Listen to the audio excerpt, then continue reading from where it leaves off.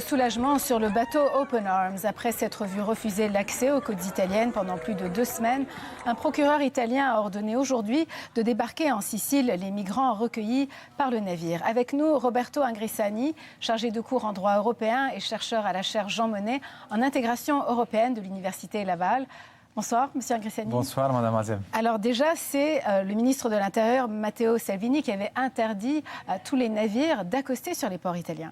Eh bien oui, le dernier succès qu'en fait il avait encaissé Matteo Salvini grâce à ce gouvernement avec les partenaires du mouvement 5 étoiles a été justement l'approbation d'une loi qui prévoyait la criminalisation de la solidarité. Donc tous les actes de sauvetage en mer faits notamment par les organisations non gouvernementales étaient criminalisés. Donc il y avait des amendes qui arrivaient jusqu'à 50 000 euros et environ 3 000 euros pour chaque migrant repêché. Et en plus, il y avait des sanctions pour le commandant du bateau et le séquestre en fait, du bateau.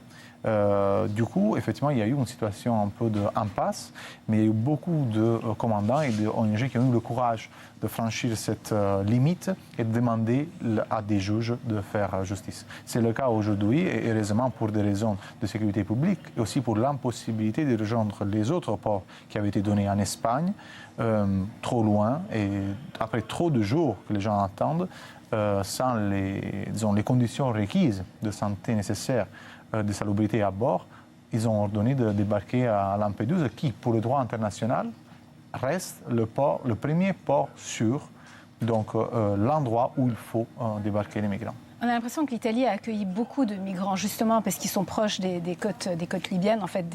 Oui.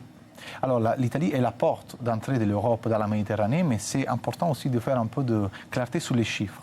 Alors depuis le déclenchement de la crise, environ 2015, l'Organisation mondiale des migrations a lancé un service pour vérifier les flux. Alors depuis 2015 à août 2019, aujourd'hui on compte environ demi-million de migrants qui sont arrivés en Italie, alors qu'en Grèce, il y en a 1,2 million qui sont débarqués et un bon 120 000 en Espagne. Mais après les accords avec la Libye, donc des accords qui avaient été passés entre le gouvernement italien et la Libye, les robinets, si on peut dire comme ça, ont été vraiment fermés et les flux ont été redirigés. Ce qui fait qu'en 2019, dans les 8 mois de cette année, en Italie, il y a à peu près 4 000 migrants qui sont arrivés, alors qu'il y en a 26 000 en Grèce et 18 900 en Espagne. Tout ça pour dire qu'il y a eu une opération médiatique qui était basée sur ça, et Matteo Salvini a été vraiment le chef de cette opération. Et il s'en est servi, en fait. Absolument, pour augmenter, doubler ses intentions de vote. Alors revenons à cette crise politique d'aujourd'hui. Alors qu'est-ce qui a déclenché cette crise ?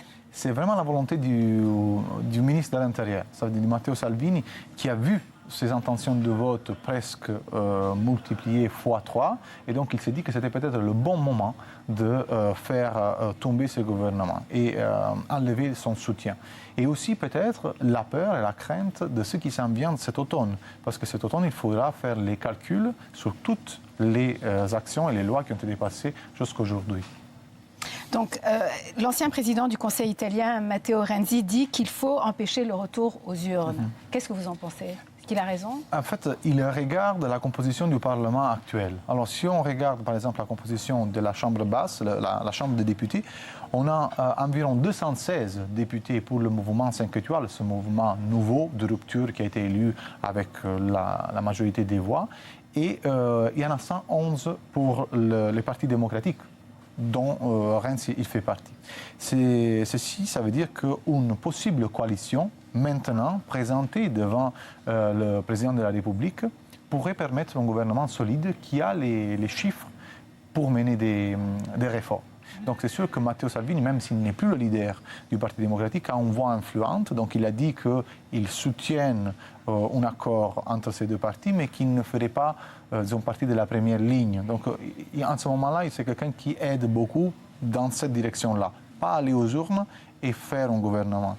La crainte est qu'en allant aux urnes, le mouvement de Salvini, donc la Lega, il emporte effectivement plus que les 40% des voix, alors que les autres partis ne sont pas si prêts à une compétition électorale tout de suite. Donc ils sont quand même très populaires. Alors pour terminer, comment se positionne l'Italie là, par rapport à l'Europe ?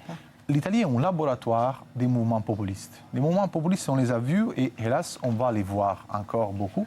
Mais on a vu qu'avec l'élection, par exemple, du mouvement de rupture tel que le mouvement 5 étoiles est, on doit être prêt à tout. Ça veut dire quand on vote pour ce genre de mouvement, on peut s'attendre soit qu'il penche à l'extrême droite, soit qu'il penche à gauche. Et ces jours, on verra effectivement si cette vision sera confirmée, parce qu'avant, on avait un gouvernement, un mouvement 5 étoiles et un mouvement d'extrême droite, la Ligue.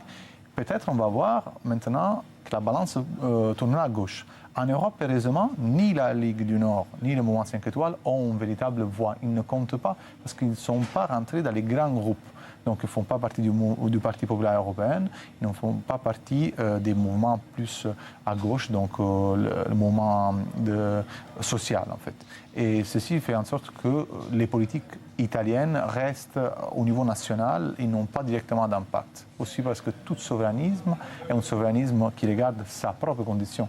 Il n'existe pas un mouvement transnational de souverainisme. Chacun est souverainiste chez soi, pour soi. Très bien. Merci beaucoup. Merci à vous, Madame Azza.